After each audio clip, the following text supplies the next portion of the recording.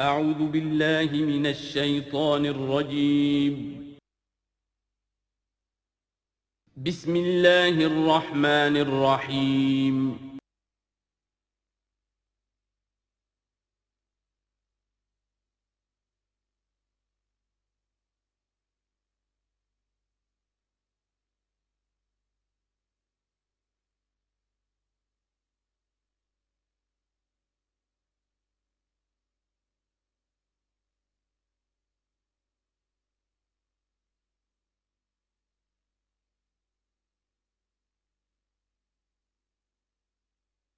اعوذ باللہ من الشیطان الرجیم بسم اللہ الرحمن الرحیم الف لام میم ذالک الکتاب لا ریب فیہ صدق اللہ العظیم۔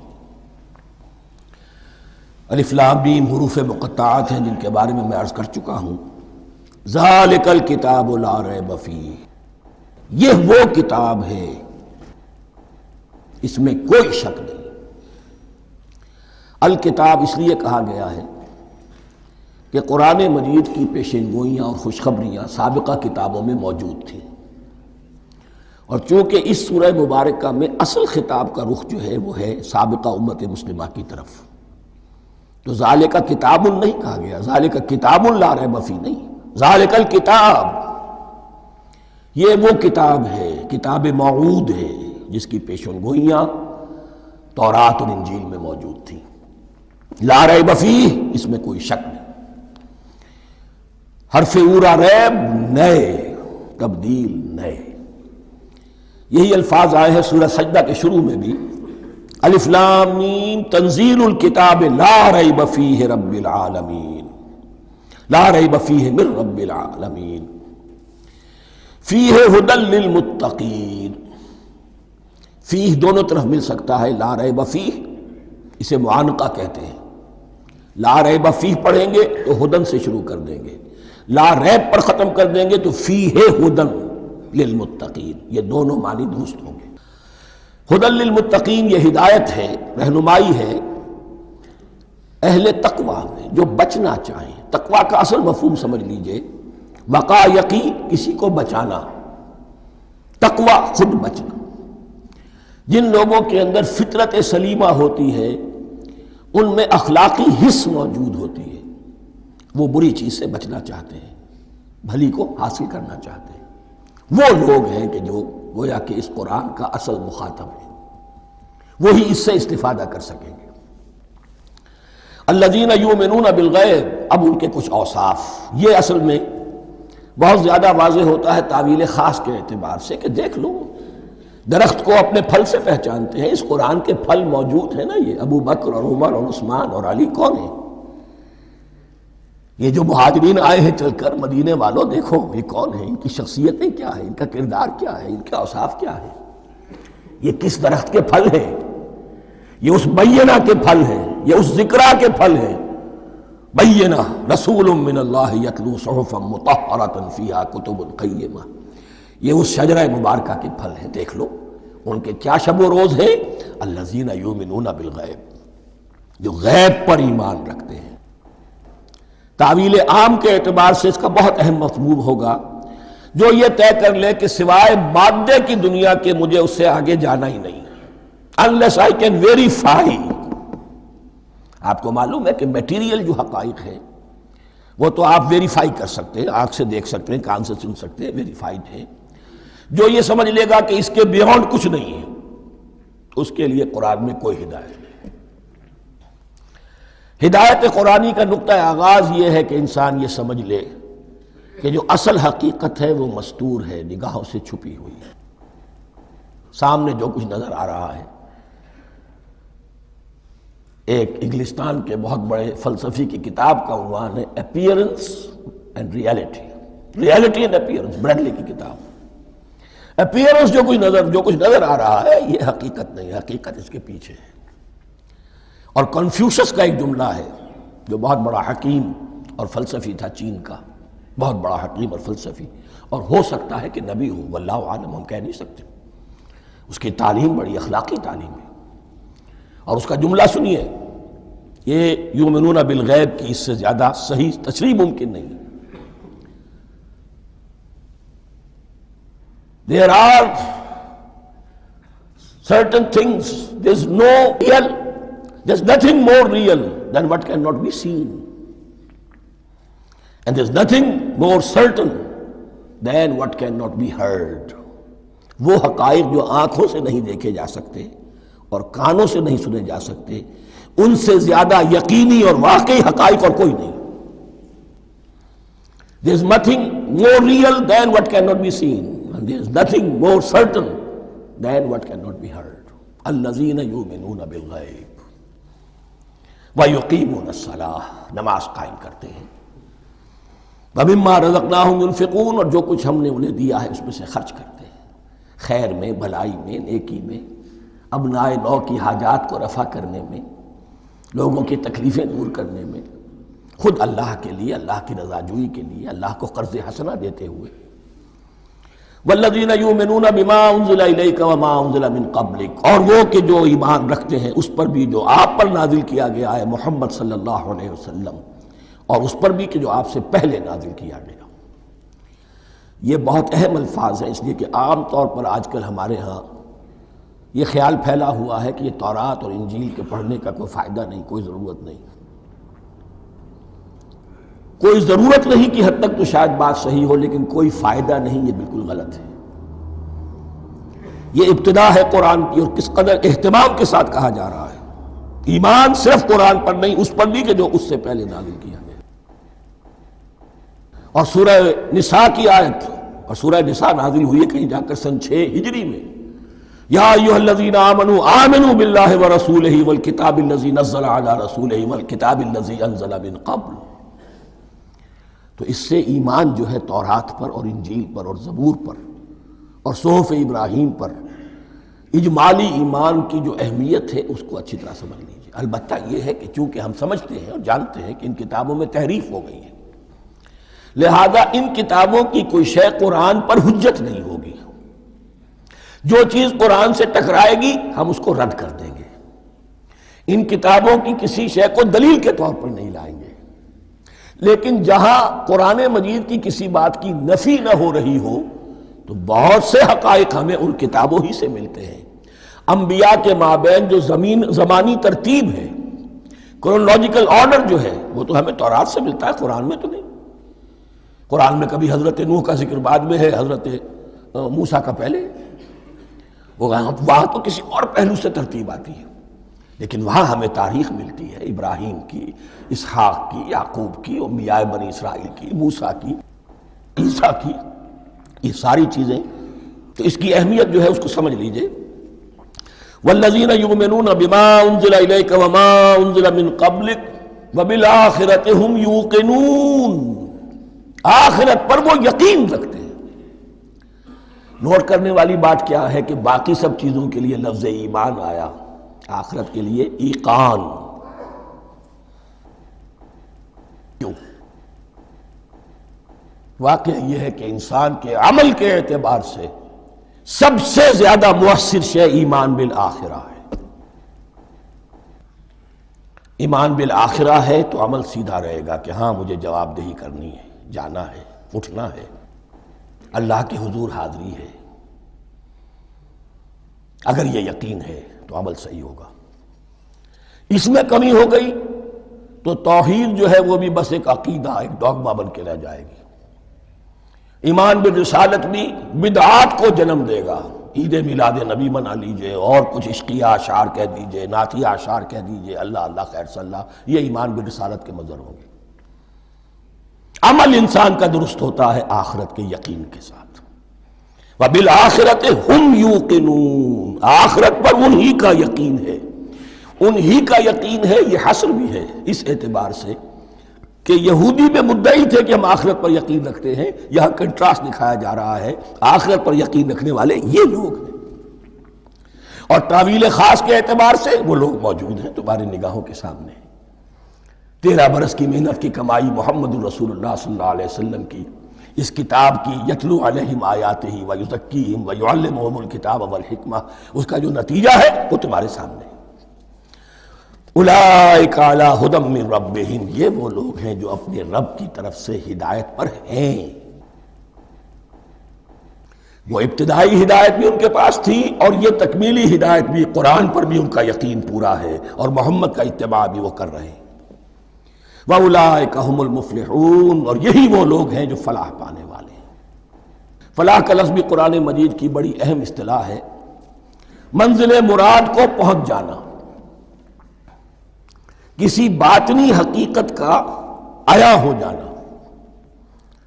اسی لیے اس پر پھر گفتگو انشاءاللہ ہوگی سورہ مومنون کے شروع میں، لیکن یہ کہ فلاح پانے والے، کامیاب ہونے والے اصل میں یہی لوگ ہیں۔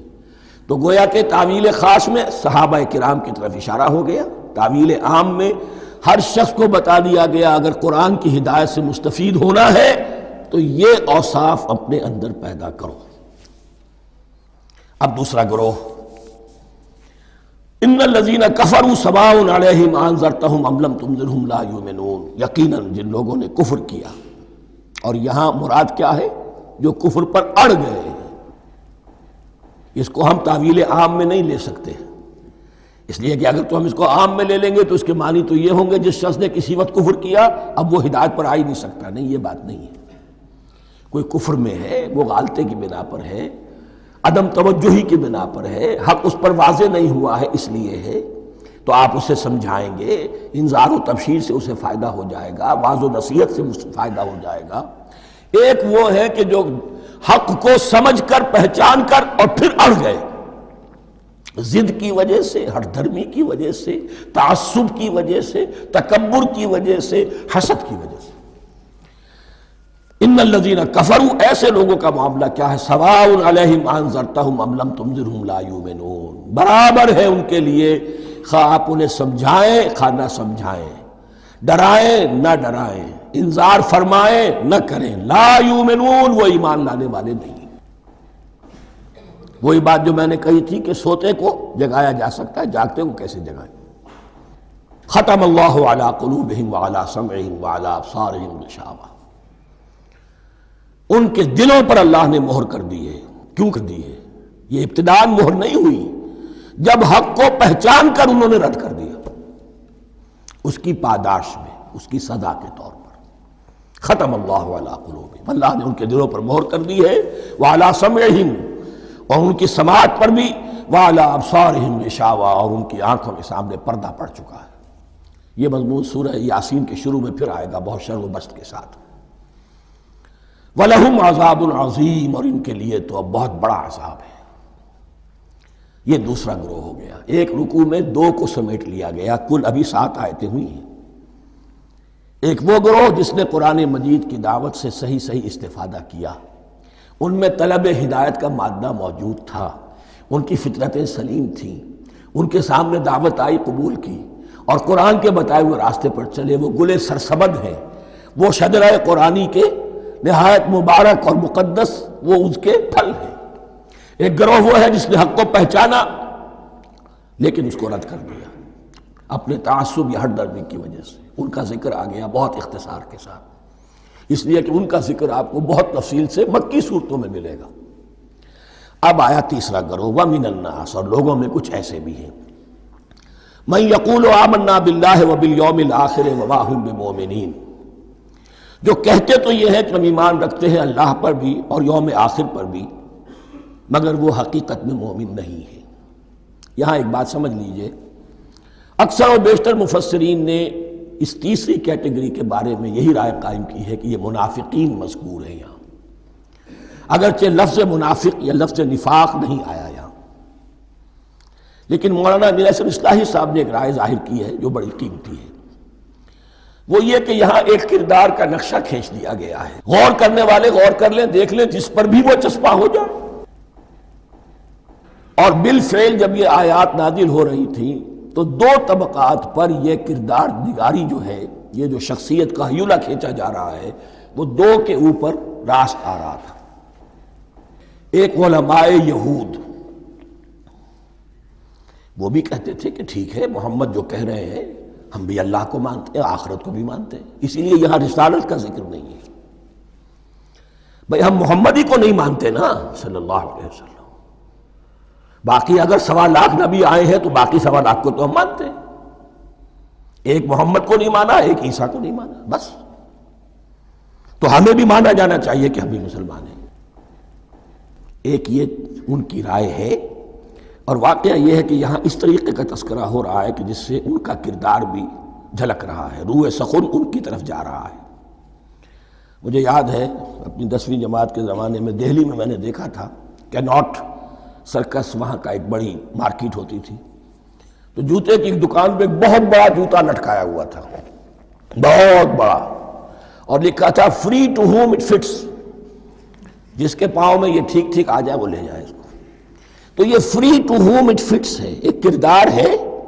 اب یہ کردار جس کے اوپر بھی فٹ بیٹھ جائے، ان میں یقیناً زیادہ تو غلبہ یہی ہے جو مفسرین کی رائے ہے، منافقین کا معاملہ جو ہو رہا ہے، لیکن یہ کردار بعین نہیں فٹ بیٹھ رہا ہے یہود کے علماء پر۔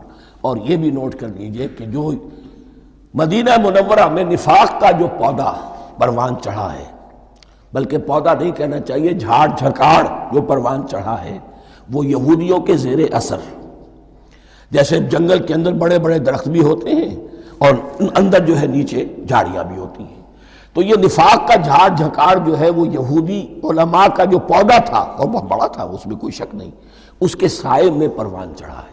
ان دونوں میں معنوی ربط بھی ہے۔ وَمِنَ النَّاسِ مَن يَقُولُ آمَنَّا بِاللَّهِ وَبِالْيَوْمِ الْآخِرِ وَمَا هُم بِمُؤْمِنِينَ، اور لوگوں میں سے کچھ ایسے بھی ہیں جو کہتے تو یہ ہے کہ ہم ایمان رکھتے ہیں اللہ پر اور یوم آخر پر، لیکن وہ مومن نہیں ہیں۔ يُخَادِعُونَ اللَّهَ وَالَّذِينَ آمَنُوا وَمَا يَخْدَعُونَ إِلَّا أَنفُسَهُمْ، وہ دھوکہ دینے کی کوشش کر رہے ہیں اللہ کو اور اہل ایمان کو۔ یہ یخادعون جو ہے یہ باب مفعلہ ہے، باب مفعلہ میں کشمکش ہوتی ہے، کشاکش ہوتی ہے، لہذا ترجمہ میں نے کیا کوشش کر رہے ہیں۔ وما یخدعون الا انفسهم، یہ ثلاثی مجرد میں آ گیا، اور نہیں دھوکہ دے رہے مگر صرف اپنے آپ کو۔ یہ یقینی ہے اپنے آپ کو تو دھوکہ دے رہے ہو، لیکن یہ کہ اللہ اور اس کے رسول کو اور اللہ اور اہل ایمان کو دھوکہ نہیں دے سکتے۔ سورہ نساء کی آیت نمبر 142 میں یہ کھل کر منافقین کے بارے میں یہی الفاظ آئے ہیں، ان المنافقین یخادعون اللہ وہو خادعہم، یقیناً منافقین جو ہے وہ اللہ کو دھوکہ دینے کی کوشش کر رہے ہیں اور اللہ انہیں دھوکہ دے رہا ہے۔ وما یشعرون، انہیں اس کا شعور نہیں ہے۔ یہ بہت اچھی طرح نوٹ کر لیجئے، منافقین کی بھی اکثریت وہ تھی جنہیں اپنے نفاق کا شعور نہیں تھا،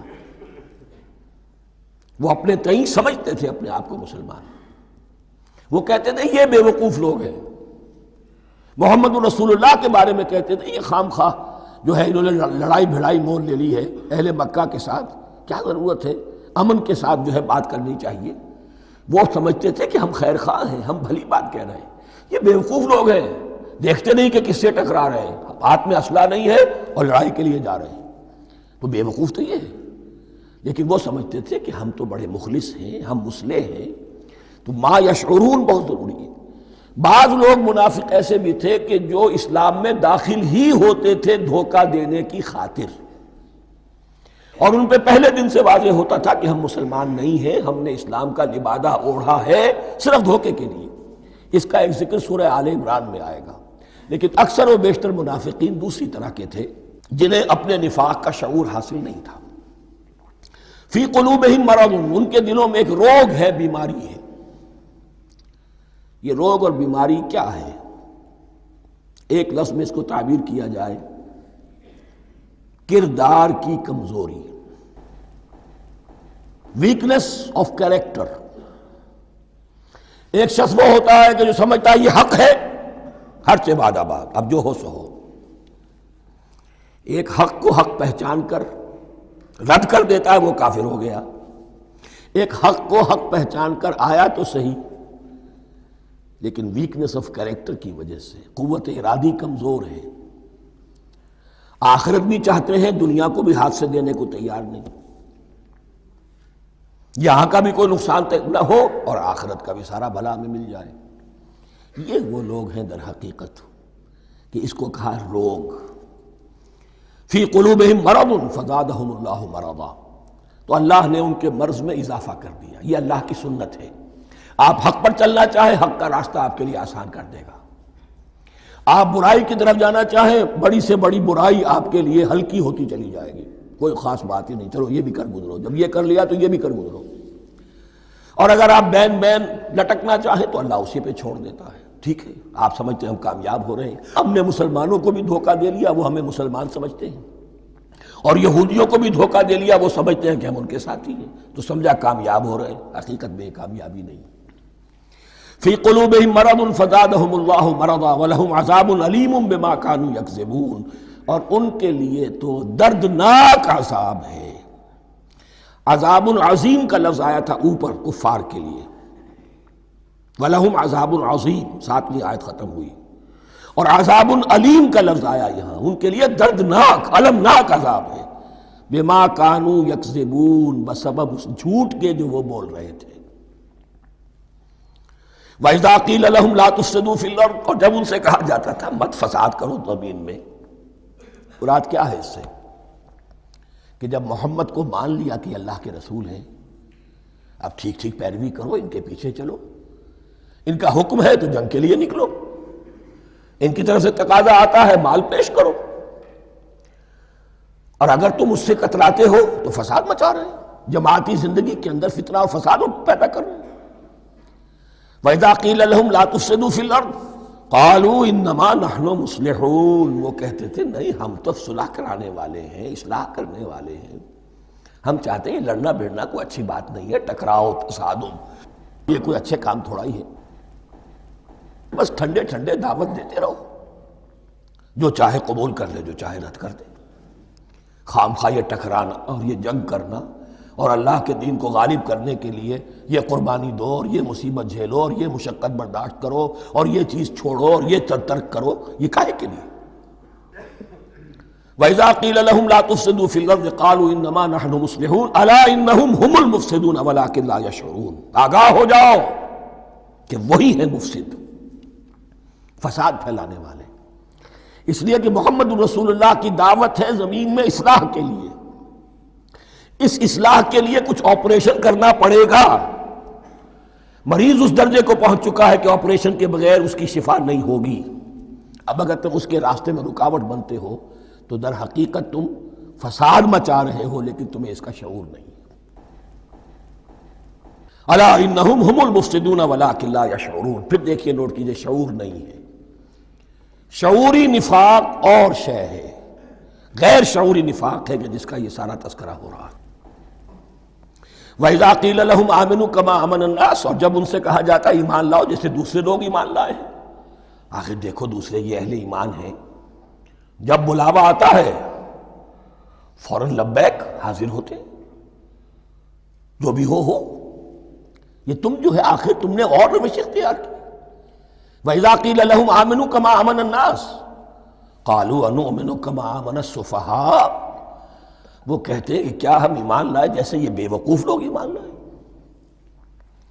انہیں تو اپنے نفع کی فکر، نہ نقصان کی فکر، نہ خطرات کا کوئی خیال، نہ اندیشوں کا کوئی گمان، جان جائے مال جائے، اولاد کو چھوڑ دیں، گھر بار چھوڑ کے آ گئے ہیں، ان سے بڑے بے وقوف کون ہوں گے؟ بال بچے چھوڑ آئے ہیں کفار مکہ کے رحم و کرم پر، سرداران قریش جو چاہے ان کے ساتھ کریں، تو یہ تو بے وقوف لوگ ہیں۔ آج کل آپ کہتے ہیں ایسے ہی لوگوں کو فینیٹکس ہیں، یہ فینیٹکس ہیں، دیکھ بھال کر چلنا چاہیے، دائیں بائیں دیکھ کر چلنا چاہیے، نفع نقصان کا خیال کر کے چلنا چاہیے، چاہے حق ہے ٹھیک ہے، لیکن بہرحال اپنی مصلحتوں کو بھی اور اپنی اہل و عیال کی مصلحتوں کو بھی دیکھنا چاہیے۔ یہ لوگ تو معلوم ہوتا ہے کہ بالکل دیوانے ہو گئے، فینیٹکس ہو گئے۔ وَإِذَا قِيلَ لَهُمْ آمِنُوا كَمَا آمَنَ النَّاسُ قَالُوا أَنُؤْمِنُ كَمَا آمَنَ السُّفَهَاءُ أَلَا إِنَّهُمْ هُمُ السُّفَهَاءُ وَلَٰكِن لَا يَعْلَمُونَ، آگاہ ہو جاؤ کہ وہی بے وقوف ہیں لیکن انہیں علم نہیں ہے۔ وہ صادق الایمان جو ایمان کی ہر تقاضے کو پورا کرنے کے لیے ہر وقت حاضر ہیں، ان سے بڑا عقل مند کوئی نہیں، ان سے بڑا سمجھدار کوئی نہیں۔ انہوں نے یہ جان لیا ہے کہ اصل زندگی آخرت کی زندگی ہے، یہ نہیں ہے، یہ تو عارضی ہے، کل نہیں آج ختم ہو جائے، آج نہیں ابھی ختم ہو جائے، کیا فرق پڑے گا؟ جانا تو ہے، اب نہیں تو کل، کل نہیں تو پرسوں، جانا تو ہے۔ تو عقل تو ان کے اندر ہے۔ الا انہم هم السفہاء ولکن لا یعلمون واذا لقوا الذین آمنوا قالوا آمنا، اور جب یہ ملتے ہیں ان سے جو اہل ایمان ہیں تو کہتے ہیں ہم بھی ایمان رکھتے ہیں۔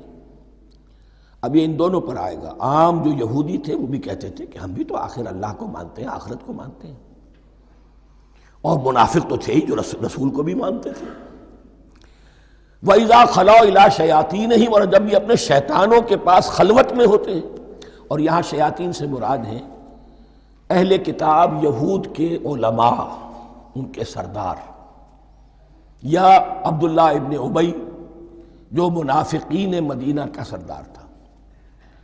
اگر وہ کبھی ملامت کرتا تھا، دیکھو تم تو معلوم ہوتا ہے بالکل مسلمانوں میں شامل ہی ہو گئے پوری طرح سے، تمہیں کیا ہو گیا، تم ہر بات مان رہے ہو۔ اب انہیں یہ کچھ نہ کچھ اپنی وفاداری کا یقین دلانے کے لیے کہنا پڑتا تھا، نہیں ہم انہیں بیوقوف بنا رہے ہیں، ہم ان سے ذرا تمسخر کر رہے ہیں، ہم ہیں آپ کے ساتھ ہی، آپ فکر نہ کریں۔ اسی لیے یہ دو منہ ہونا، نفق کہتے ہیں سرنگ کو جس کے دو دروازے ہوتے ہیں، باقی زیر زمین ہے۔ نافقہ گوہ کا بل ہے کہ دو دروازے رکھتا ہے، دو اس کے منہ رکھتا ہے کہ ادھر سے اگر کتا داخل ہو جائے شکار کے لیے تو ادھر سے نکل بھاگے، ادھر سے آئے تو ادھر سے نکل بھاگے۔ تو دو منہ انسان، یہ در حقیقت جس کو پھر سورہ نساء میں کہا گیا لا الہ ہؤلاء ولا الہ ہؤلاء، نہ ادھر کے ہیں نہ ادھر کے، مذبذبین بین ذالک، اس کے درمیان مذبذب ہو کر رہ گئے۔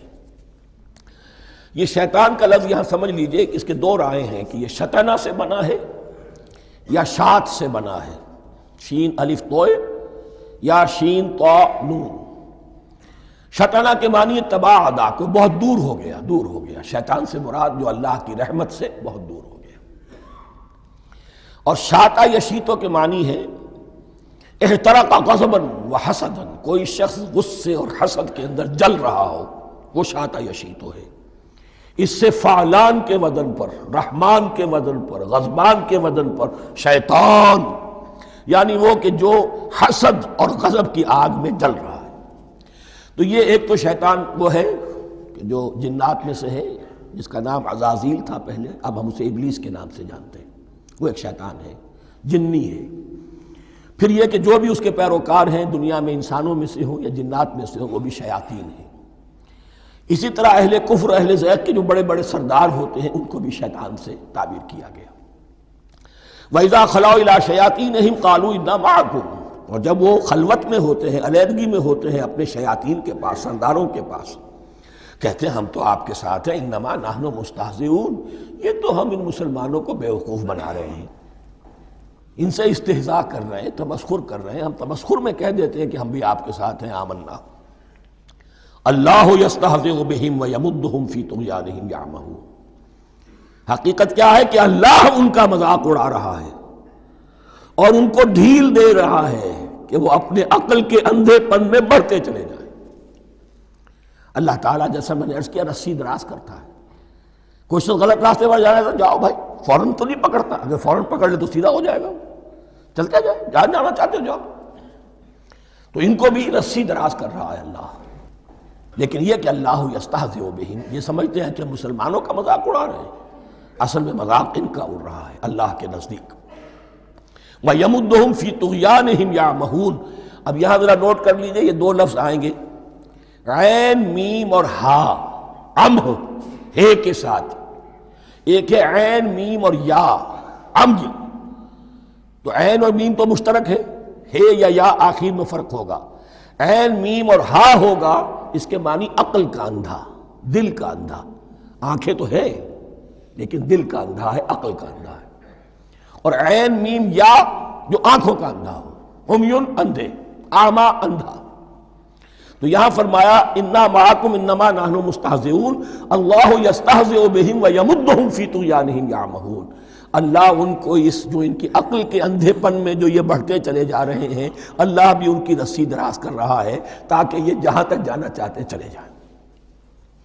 اولئک الذین اشتروا الضلالۃ بالہدی، یہ وہ لوگ ہیں کہ جنہوں نے ہدایت کے عوض گمراہی خرید لی ہے۔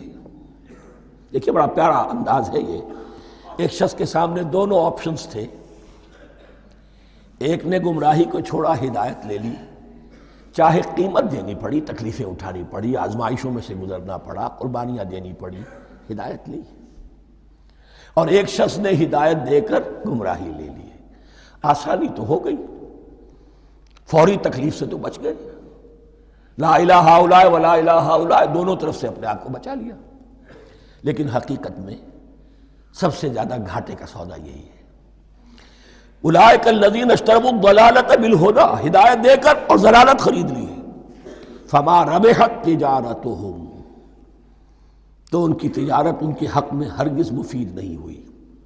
اب یہاں بھی دیکھیے، را با اور ہے ہا، ربحا، اس کے معنی نفع، صحیح نفع، جائز نفع۔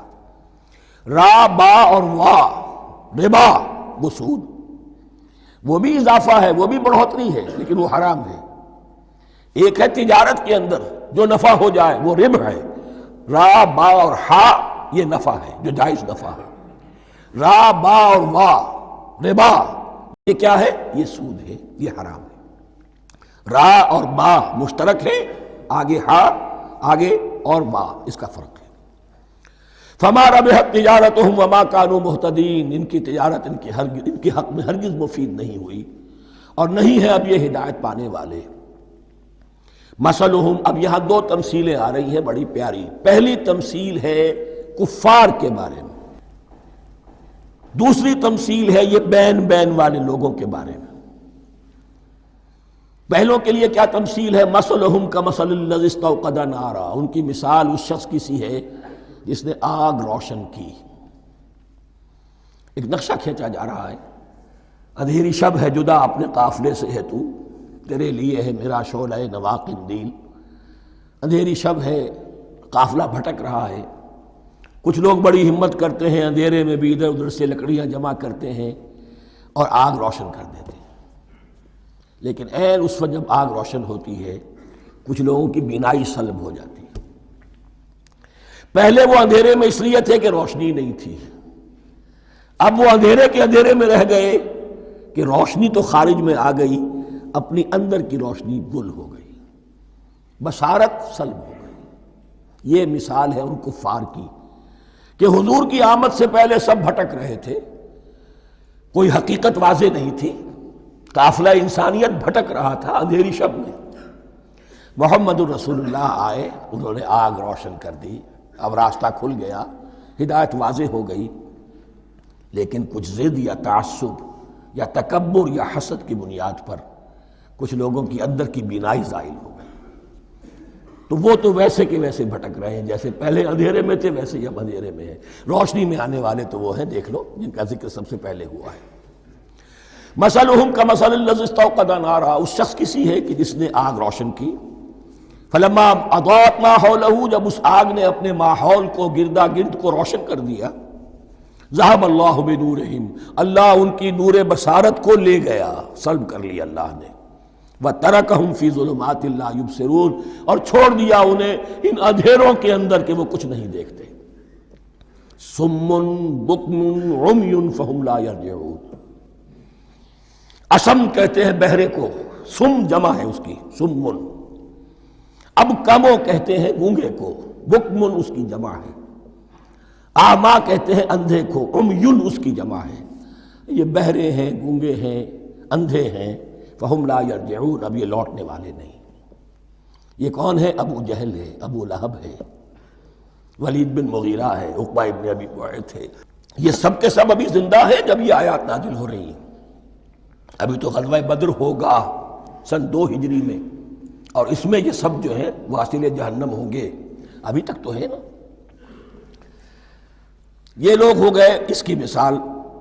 وَمَثَلُهُمْ كَمَثَلِ الَّذِي اسْتَوْقَدَ نَارًا فَلَمَّا أَضَاءَتْ مَا حَوْلَهُ ذَهَبَ اللَّهُ بِنُورِهِمْ وَتَرَكَهُمْ فِي ظُلُمَاتٍ لَا يُبْصِرُونَ صُمٌّ بُكْمٌ عُمْيٌ فَهُمْ لَا يَرْجِعُونَ۔ اب دوسری مثال، أَوْ كَصَيِّبٍ مِّنَ السَّمَاءِ، یا بڑی زور کی بارش برس رہی ہے آسمان سے، فِيهِ ظُلُمَاتٌ، اس میں اندھیرے بھی ہیں، وَرَعْدٌ، اور گرج ہے، وَبَرْقٌ، اور بجلی چمک رہی ہے۔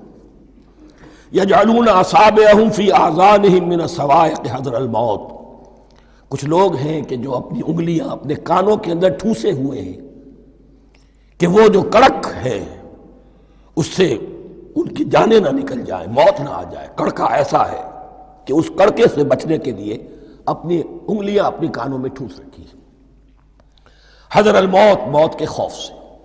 واللہ محیط بالکافرین، اللہ ایسے کافروں کا احاطہ کیے ہوئے ہے، بچ کر کہاں جائیں گے۔ یکاد البرق یخطف ابصارہم، قریب ہے کہ بجلی ان کی نگاہوں کو لے جائے، ان کی بینائی کو سلب کر لے۔ کلما اضاء لہم، لیکن ہوتا کیا ہے، جب ذرا روشنی ہوئی تو چل لیے۔ مشوا فیہ، بجلی چمکی، کچھ نظر آ گیا دائیں بائیں تو کچھ تھوڑا سا چل لیے۔ وَإِذَا أَظْلَمَ عَلَيْهِمْ، اور جب تاریکی ان پر طاری ہو گئی، قاموا، کھڑے کے کھڑے رہ گئے۔ یہ نقشہ ہے ان کا کہ ایک طرف بارش ہو رہی ہے، قرآن مجید ہے، آسمان سے نازل ہو رہا ہے، یہ ماہ مبارکہ ہے، یہ کتاب مبارکن ہے، لیکن یہ کہ اس کے ساتھ کڑکے ہیں، گرج ہے، کفر سے مقابلہ ہے، کفر کی طرف سے دھمکیاں ہیں، اندیشے ہیں، خطرات ہیں، امتحانات ہیں، آزمائشیں ہیں۔ ذرا کہیں حالات کچھ بہتر ہوئے، کچھ جسے بریدنگ سپیس کہتے ہیں ملی تو تھوڑا سا چل لیے۔ ہم بھی مسلمان ہیں، کوئی خاص موقع نہیں ہے، کسی جنگ کے لیے بلایا نہیں جا رہا ہے تو بڑھ چڑھ کے باتیں کر رہے ہیں، اپنے ایمان کا اظہار بھی کر رہے ہیں۔ جیسے ہی کوئی آزمائش آئی، قاموا، ٹھٹک کر کھڑے کے کھڑے رہ گئے۔ وَلَوْ شَاءَ اللَّهُ لَذَهَبَ بِسَمْعِهِمْ وَأَبْصَارِهِمْ، اللہ چاہتا تو ان کی سماعت اور بصارت کو بھی سلب کر لیتا، لیکن اللہ کا قانون یہی ہے، جو جہاں رہنا چاہے اس نے آزادی ارادہ دی ہے انسان کو۔ تم اگر مومن صادق بن کر رہنا چاہتے ہو، اس کو آسان کر دے گا تمہارے لیے۔ تم نے اپنے تعصب کی وجہ سے، اپنے تکبر کی وجہ سے کفر کا راستہ اختیار کیا، اللہ اسی کو کھول دے گا۔ تم بیچ میں لٹکنا چاہتے ہو، لٹکتے رہو، اللہ تعالیٰ جو ہے جبراً کسی کو نہ حق پہ لائے گا، نہ جبراً کسی کو باطل پر لے کر جائے گا۔ اس لیے کہ جبر اگر ہو تو پھر امتحان کا معاملہ ختم، پھر جزا و سزا بیکار ہے، غیر منطقی ہے، غیر معقول ہے۔ ان اللہ علی کل شیء قدیر، یقیناً اللہ تعالیٰ ہر چیز پر قادر ہے۔ یہ دو رکوع اس اعتبار سے کہ انسانی شخصیتوں کا سمجھنا، اور جیسا کہ میں نے عرض کیا، تعویل عام ذہن میں رکھیے، جب بھی کبھی کوئی دعوت حق اٹھے گی، اگر وہ واقعتاً کل کے کل حق کی دعوت ہے اور اس میں انقلابی رنگ ہے کہ باطل سے پنجہ آزمائی کرنی ہے، باطل کو نیچا دکھانا ہے، حق کا غلبہ کرنا ہے، تو یہ تین قسم کے افراد لازماً ہمیشہ وجود میں آ جائیں۔ ان کو پہچاننا، ان کے کردار کی جو اصل جو اس کے پیچھے پس منظر ہے اس کو جاننا بہت ضروری ہے۔ اب جو تیسرا رکوع آ رہا ہے سورہ بقرہ کا، اس میں قرآن کی دعوت کا خلاصہ ہے۔ قرآن کیا ماننے کی دعوت دیتا ہے، اس کی پکار کیا ہے۔ جیسا کہ میں عرض کر چکا ہوں، 2/3 قرآن پہلے نازل ہو چکا ہے، پس منظر میں ہے۔ ہمارے لیے اس ترتیب مصحف کے اعتبار سے وہ قرآن بعد میں آئے گا، ترتیب نزول کے اعتبار سے وہ پس منظر میں موجود ہے، لیکن چونکہ یہاں پر مصحف کے اندر یہاں سے آغاز کیا جا رہا ہے، لہذا اس کا خلاصہ جو ہے لب لباب یہ ایک رکوع میں، اور قرآن کے فلسفے کا اور اس کے بعض نہایت ہی اہم جو موضوعات ہیں اور مسائل ہیں ان کا ذکر پھر چوتھے رکوع میں۔ ابھی ہم تیسرا رکوع پڑھ رہے ہیں۔ یا ایھا الناس اعبدوا ربکم الذی خلقکم والذین من قبلکم لعلکم تتقون، اے لوگو بندگی اختیار کرو اپنے اس رب کی، اپنے اس مالک کی جس نے تمہیں پیدا کیا، اور نہ صرف تم کو پیدا کیا، تم سے پہلے جتنے لوگ گزرے انہیں بھی پیدا کیا تاکہ تم بچ سکو۔ یہ قرآن کی دعوت کا خلاصہ ہے، اور یہ نوٹ کر لیجئے، یہ تمام انبیاء اور رسل کی دعوت یہی تھی۔ ہم جب پڑھیں گے سورہ اعراف پڑھیں گے، سورہ شعراء پڑھیں گے، ایک ایک کا نام لے کر، ان اعبدوا اللہ واطیعون، ہر رسول کی دعوت یہ تھی، اللہ کی بندگی کرو، میری اطاعت کرو۔ یا قوم اعبدوا اللہ ما لکم من الہ غیرہ، اے میری قوم کے لوگوں اللہ کی بندگی کرو، تمہارا کوئی الہ اور معبود اس کے سوا نہیں ہے۔ پھر حضور قرآن یہی عبادت رب انسان کی تخلیق کی غایت ہے، وما خلقت الجن والانس الا لیعبدون، ہم نے جنوں اور انسانوں کو پیدا ہی صرف اس لیے کیا ہے کہ ہماری بندگی کریں۔ لیکن یہاں ایک فرق بہت بڑا ہے، تمام رسولوں کی دعوت یہی ہے، محمد الرسول اللہ کی بھی یہی ہے، لیکن بڑا فرق کیا ہے؟ باقی تمام رسولوں کی دعوت آپ کو ملے گی یا قوم، اے میری قوم کے لوگوں، یہاں ہے یا ایھا الناس، اے بنی آدم، اے بنی نوع انسان۔ معلوم ہوا کہ تمام رسول حضور سے پہلے صرف اپنی اپنی قوموں کی طرف آئے ہیں، پہلے اور آخری اور کامل رسول ہیں اللہ کے محمد صلی اللہ علیہ وسلم، جن کی دعوت آفاقی ہے۔ یا ایھا الناس، یا قوم نہیں، یا ایھا الناس اعبدوا ربکم الذی خلقکم والذین من قبلکم۔ اس میں دلیل بھی آ گئی کہ عام طور پر لوگ جو ہے غلط راستے پر اس دلیل سے جمے رہتے ہیں کہ ہمارے آباء و اجداد کا راستہ یہی تھا۔ تو بھائی جیسے تم مخلوق ہو ایسے وہ بھی تو مخلوق تھے، جیسے تم خطا کر سکتے ہو وہ بھی تو خطا کر سکتے تھے۔ لہذا یہ نہ دیکھو کہ آباء و اجداد کا راستہ کیا تھا، دیکھو یہ کہ حق کیا ہے، لعلکم تتقون، تاکہ تم بچ جاؤ، دنیا میں افراط و تفریط کے دھکوں سے بچ جاؤ گے، آخرت میں اللہ کے عذاب سے بچ جاؤ گے۔ ان دونوں سے اگر بچنا ہے تو اللہ کی بندگی کی روش اختیار کرو۔ اچھا کس رب کی؟ الذی جعل لکم الارض فراشا والسماء بناء، جس نے تمہارے لیے زمین کو فرش بنا دیا اور آسمان کو چھت بنا دیا۔ وانزل من السماء ماء، اور آسمان سے پانی برسایا۔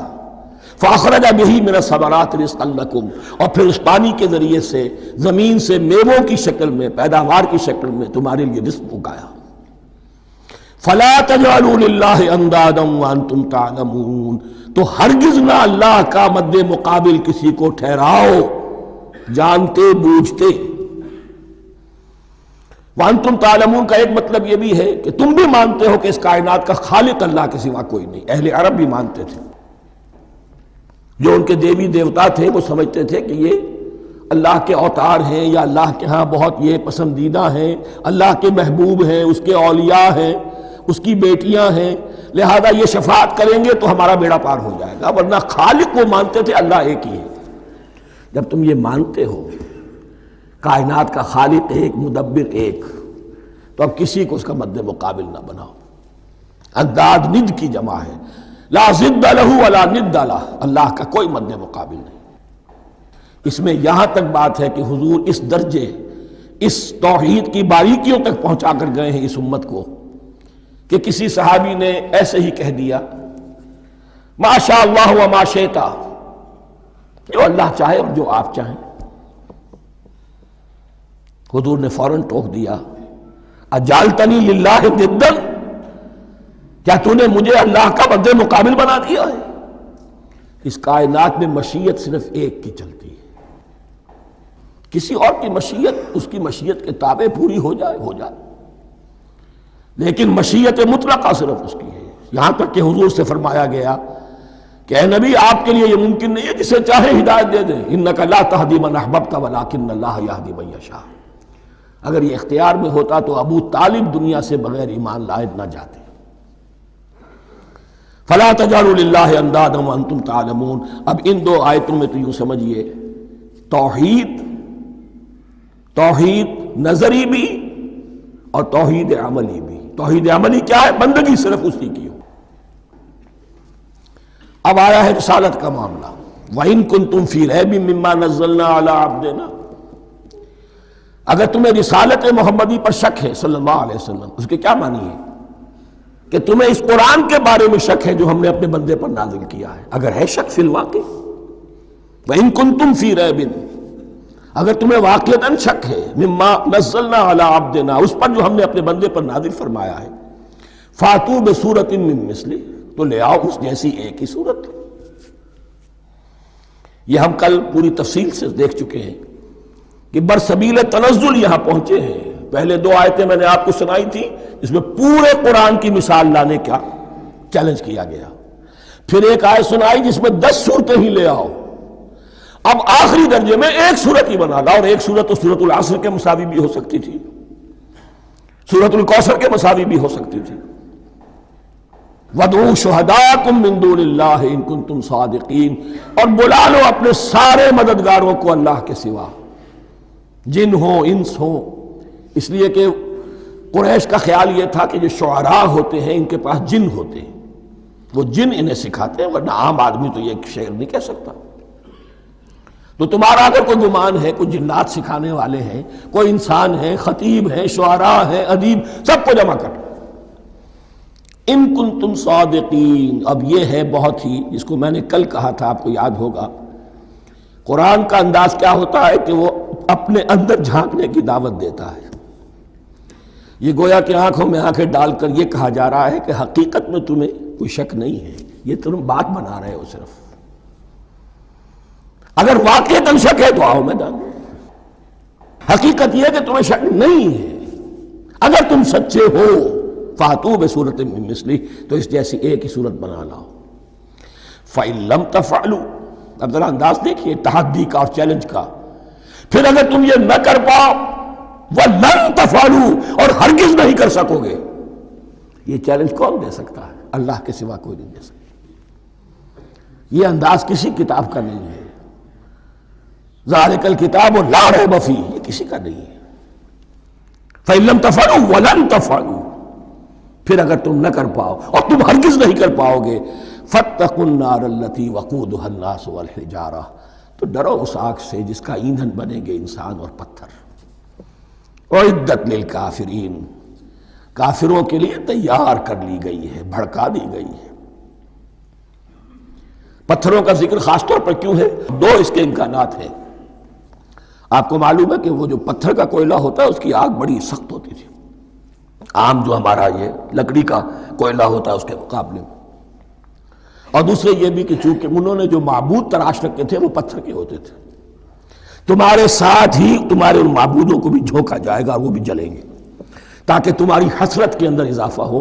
ان سے ہم دعائیں مانگا کرتے تھے، ان کے سامنے ماتھے ٹیکتے تھے، ان کے سامنے ڈنڈوت کرتے تھے، ان کو چڑھاوے چڑھاتے تھے. اب یہاں گویا کہ ایمان باللہ، توحید، ایمان بالرسالت اور ایمان بالآخرت. فَاتَّقُوا النَّارَ الَّتِي وَقُودُهَا النَّاسُ وَالْحِجَارَةُ اُعِدَّتْ لِلْكَافِرِينَ وَبَشِّرِ الَّذِينَ آمَنُوا وَعَمِلُوا الصَّالِحَاتِ، اور بشارت دے دیجئے اے نبی ان لوگوں کو کہ جو ایمان لائے اور جنہوں نے نیک عمل کیے. أَنَّ لَهُمْ جَنَّاتٍ تَجْرِي مِن تَحْتِهَا الْأَنْهَارُ، کہ ان کے لیے وہ باغات ہیں کہ جن کے دامن میں ندیاں بہتی ہوں گی. لفظی ترجمہ ہوگا جن کے نیچے ندیاں بہتی ہوں گی. مراد اس سے کیا ہے؟ عام فطری باغ وہ ہوتے تھے کہ جس میں ذرا اونچائی پر جو ہے درخت لگے ہوئے ہیں اور دامن میں ندی بہ رہی ہے، تو اس سے خود بخود جو ہے وہ اریگیشن، نیچرل اریگیشن ہو رہی ہے، درختوں کے جڑوں تک پانی پہنچ رہا ہے. بہرحال ترجمہ آپ لفظی کریں، ان کے نیچے ندیاں بہتی ہوں گی یا یہ کہ جن کے دامن میں ندیاں بہتی ہوں گی. کلما رزقوا منہا من ثمرۃ رزقا، جب بھی کبھی انہیں دیا جائے گا کوئی پھل رزق کے طور پر کھانے کے لیے جنت میں، قالوا ھذا الذی رزقنا من قبل، وہ کہیں گے یہ تو وہی شے ہے جو ہمیں پہلے بھی ملتی تھی. اس کا ایک مفہوم یہ ہے، یہ جو نزل ہے، ابتدائی جو ہے دعوت ہے، ابتدائی ضیافت جو ہوگی اس میں وہی چیزیں کہ جو معروف ہے، جانی پہچانی ہے. یہ رمان، یہ دیکھیے یہ انار آ رہا ہے خوبصورت، یہ انگور ہے خوبصورت، یہ نخیل ہے، یہ نخل ہے، یہ رطب ہے، لیکن ذائقے کے کوئی نسبت و تناسب بھی نہیں ہوگا. وہ کہیں گے یہ وہی شے ہے جو ہمیں پہلے ملتی تھی. وَأُتُوا بِهِ مُتَشَابِهًا، مشابہ تو ہوگی وہ، لیکن ان کے ذائقے میں زمین و آسمان کا فرق ہوگا. اور ایک یہ بھی مفہوم لیا گیا کہ آخرت میں جنت میں بھی وہی میوے ملتے رہیں گے، لیکن ان کا ذائقہ بدلتا رہے گا. شکل وہ ہوگی لیکن ذائقہ وہی رہے گا کہ جس سے انسان کی پھر طبیعت بھر جاتی ہے ایک ہی شے کو کھاتے ہوئے. وَلَهُمْ فِيهَا أَزْوَاجٌ مُطَهَّرَةٌ، اور ان کے لیے ہوں گے اس میں بہت ہی پاک باز، نہایت پاک کی ہوئی بیویاں ہوں گی. ازواج مطہرۃ وہم فیہا خالدون، اور اس میں رہیں گے ہمیشہ ہمیش۔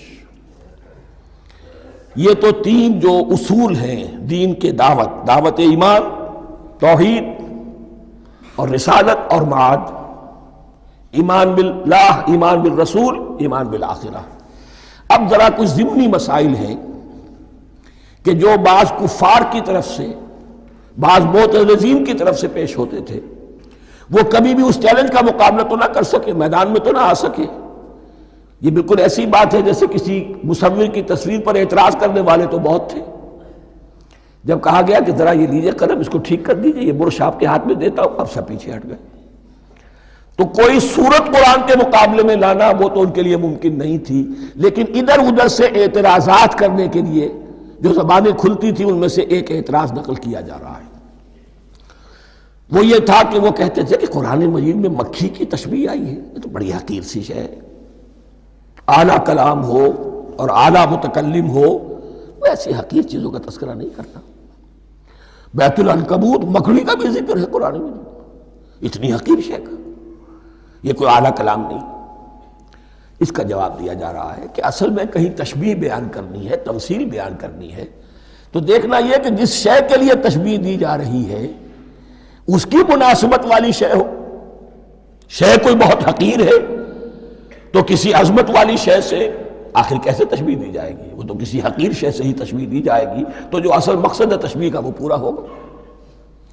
ان اللہ لا یستحی ان یضرب مثلا ما بعوضۃ فما فوقہا، اللہ تعالیٰ کو تو اس میں کوئی جھجک نہیں ہے، کوئی شرم نہیں ہے کہ وہ مچھر کی مثال بیان کرے، تو اس سے اوپر، اب یا فوقہا میں دونوں معنی ہو جائیں گے، یعنی کمتر اور حقیر ہونے میں اس سے بھی بڑھ کر، یا یہ کہ اس سے اوپر کی کوئی شے اس کی مثال دینے میں اللہ کو کوئی جھجک نہیں، اس لیے کہ مکھی بھی بہرحال مچھر سے تو ذرا بڑی شے ہے۔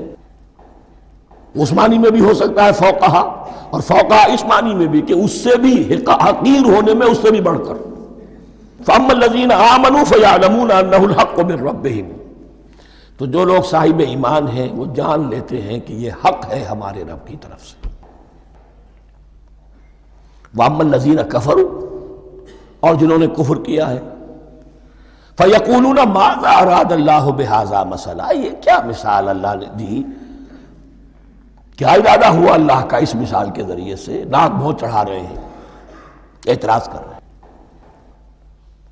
اب جو آ رہا ہے اگلا جملہ وہ ہے بہت اہم، یضل بہ کثیرا ویہدی بہ کثیرا، اسی کے ذریعے سے اللہ بہتوں کو ہدایت دیتا ہے اور اسی کے ذریعے سے بہتوں کو گمراہ کرتا۔ معلوم ہوا کہ ہدایت اور گمراہی اور ہدایت اور ضلالت انسان کی سبجیکٹو کنڈیشن کے اوپر دار و مدار ہے اس کا۔ آپ کے دل میں خیر ہے، بھلائی ہے، نیت صحیح ہے، طلب ہدایت، طلب علم، اس میں آپ سچے ہیں، آپ کو ہدایت مل جائے گی۔ دل میں زیغ ہے، کجی ہے، نیت میں ٹیڑھ ہے، فساد ہے، تو اسی کے ذریعے سے اللہ آپ کی گمراہی میں اضافہ کر دے گا۔ یضل بہ کثیرا ویہدی بہ کثیرا، لیکن اللہ کا یہ کسی کو ہدایت دینا اور کسی کو ضلالت دینا علل ٹپ نہیں ہے، کسی قاعدے اور قانون کے بغیر نہیں ہے۔ وما یضل بہ الا الفاسقین، نہیں گمراہ کرتا وہ اس کے ذریعے سے مگر صرف سرکش لوگوں کو، جن میں سرکشی ہے، تعلی ہے، تکبر ہے، اور ان کے اوصاف کیا ہے؟ الذین ینقضون عہد اللہ من بعد میثاقہ، جو توڑ دیتے ہیں اللہ کے ساتھ کیے ہوئے عہد کو۔ اور سب سے بڑا عہد یہ سورہ اعراف میں چل کر آئے گا، عہد الست۔ عالم ارواح میں ہم عہد الست کر کے آئے، الست بربکم قالوا بلا، کیا میں ہی نہیں ہوں تمہارا رب؟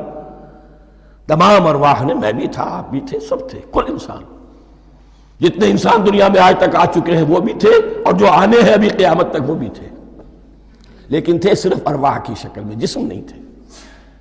اور یہ میں آپ کو بتا چکا ہوں، مکمل وجود ہے انسان کا روحانی وجود۔ اولاً تخلیق اس کی ہوئی تھی، اسی سے آگے چل کر ایک بہت فلسفے کا بہت گہرا مضمون آ رہا ہے آگے چل کر۔ وہ جو عہد الست بربکم قالوا بلا، انہوں نے اس عہد کو توڑا، اللہ کو اپنا مالک اور خالق اور اپنا حاکم جاننے کی بجائے خود حاکم بن کر بیٹھ گئے۔ الیس لی ملک مصر، کیا مصر کی بادشاہی میری نہیں ہے؟ I am the sovereign. We are sovereign. Popular sovereignty. بغاوت، سرکشی، فاسق۔ وما يضل به الا الفاسقين الذين ينقضون عهد الله من بعد ميثاقه ويقطعون ما امر الله به ان يوصل، اور کاٹتے ہیں وہ چیز جسے اللہ نے جوڑنے کا حکم دیا ہے۔ اللہ نے صلہ رحمی کا حکم دیا ہے، یہ قطع رحمی کرتے ہیں مال کی طلب میں، بھائی بھائی کو ختم کرتا ہے اس کے مال کو ہتھیانے کے لیے، اپنی ذاتی اغراض کے لیے تمام اخلاقی حدود جو ہے انسان پس و پیش ڈال دیتا ہے، اپنا تکبر، اپنے لیے تعلی۔ الذین، آپ دیکھیے نوٹ کیجئے، اس میں ہماری شریعت کا فلسفہ یہ ہے، ایک تعلق ہے اللہ کا بندے کے ساتھ، حقوق اللہ، ایک ہے بندوں کا بندوں کے ساتھ، حقوق العباد۔ اللہ کا حق کیا ہے؟ اسے حاکم اور مالک، اور حاکم سمجھو، الملک سمجھو، خود اس کے بندے بنو۔ انسانوں کا حق کیا ہے؟ کونوا عباد اللہ اخوانا، سب آپس میں بھائی بھائی اللہ کے بندے بن جاؤ۔ اور اس میں سب سے اہم ترین رحمی رشتہ ہے، سگے بھائی بہنیں، پھر دادی کے اوپر جا کر وہ کزنز آ جائیں گے، پر دادی پر جا کر اور جمع ہو جائیں گے، یہاں تک کہ آدم و حوا پر تمام انسان جمع ہو جائیں گے۔ تو رحمی رشتے کی بڑی اہمیت ہے۔ تو وہ فاسقین کے جو توڑتے ہیں اللہ کے عہد کو، اس کو مضبوطی سے باندھنے کے بعد، وَيَقْطَعُونَ مَا أَمَرَ اللَّهُ بِهِ أَن يُوصَلَ وَيُفْسِدُونَ فِي الْأَرْضِ، انہی دونوں چیزوں کے نتیجے میں زمین میں فساد پیدا ہوتا ہے، یا اللہ کی اطاعت سے باغی ہو گئے اور یا آپس میں ایک دوسرے کی گردنیں کاٹنے لگے۔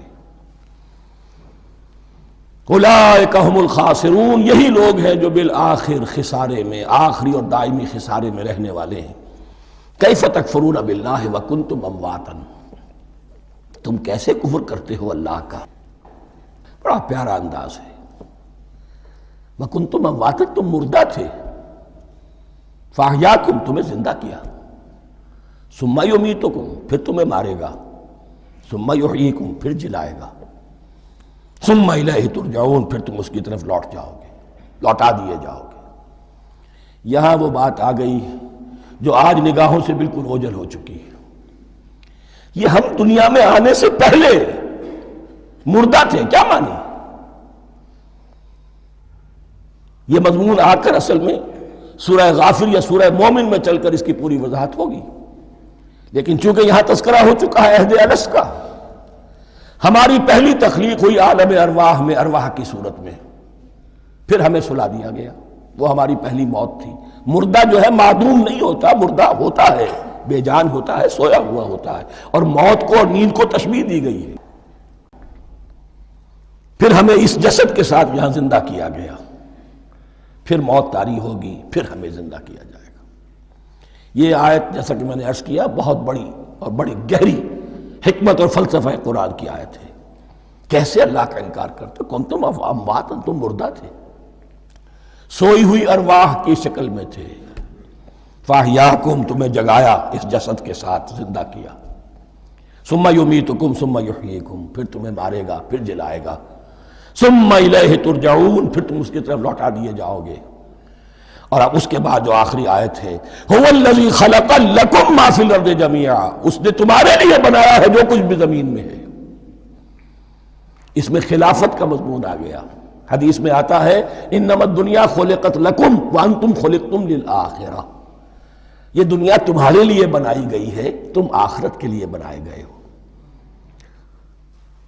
هو الذی خلق لکم ما فی الارض جمیعا، اس لیے کہ اگلی آیت پھر آ رہی ہے خلافت کی آیت۔ سارا کچھ زمین میں یہ بستر جو بچھایا اور یہ کائنات کو، زمین کو سجایا تمہاری خلافت کے لیے۔